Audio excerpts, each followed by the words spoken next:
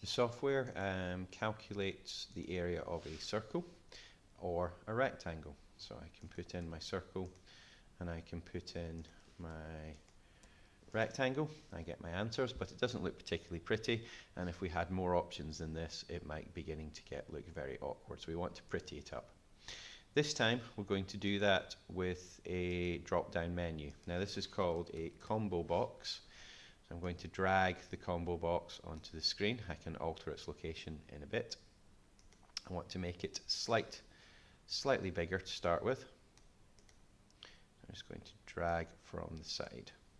So I need to add some options to my ComboBox. So what I'm looking for is in the properties to the bottom right, I'm looking for items and collection. If I click here, I get 3 dots. I click on the dots and it says enter the strings in the collection, 1 per line. So I've got a circle area and I have a rectangle area. These can be whatever you want. What matters is the order we put them in. So it's going to be circle first, followed by the rectangle. Click OK. Second thing I need to do is I need to find where it says drop down style and change that to drop down list. If I don't do that, then it lets me type over the top rather than just selecting from the list. So I only want to be able to select from the ones I've written, so I'm going to change that to drop down list. So I double click on this and that should open a method for what happens when I change the option.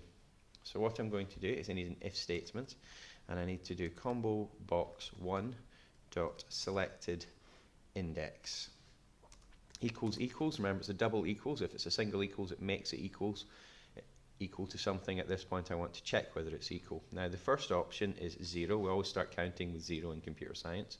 So if selected index equals 0. Now the first one that I put in there was for my circle. So what I would like to do for my circle is I'd like to make all the rectangle relevant things disappear. So we want to say text box 2 and we're going to hide it with the hide method.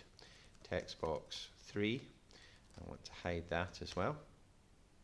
What I would now like to do is I would like to hide the labels, so that is label 3 hide.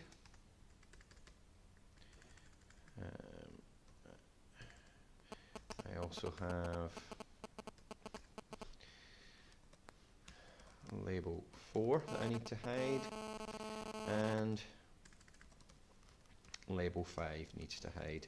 Lastly, we've got button 2, which needs to hide. Now I need to show the items that I want, so that's text box 1. I need to show using the show method. Label 1, I need to show. Label 2 contains my result, so I need to show that. And button 1, I need to show that one.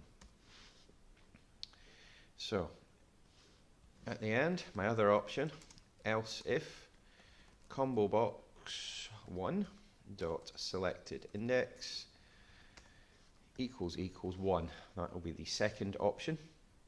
Remember, we're starting counting at 0. So this time I want to do the reverse. So I want to hide all the stuff to do with circles. I change that to hide. Okay, this one as well. And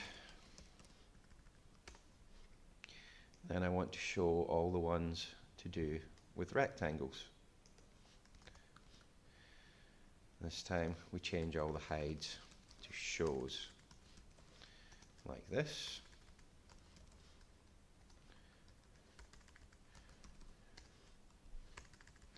When I am getting that little drop down menu, I am just pressing enter and that selects the option from the menu like that.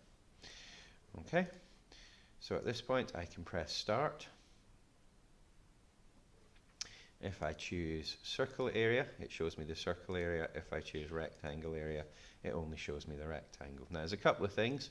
I'm moving around, so I'm not really saving any space at this point in time. So I'll need to move some stuff. And also, when I first launched the program, everything was visible.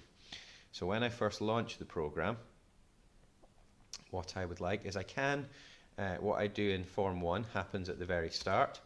Now I could choose to hide everything, or I could just set my combo box to an initial value. So selected index, and this time, rather than using a double equals, I'm going to use a single equals and make it equal to 0. So this time, when I press start, I've only got my circle because I've set it equal to the circle, which automatically only shows the circle. If I switch to rectangle, then it's still there. The other thing I can do is I can drag across my circle. I can put it on top of my rectangle, and I can move my combo box to the top. When I press start now, it does exactly the same as it was before, but it just looks a little bit neater in my area.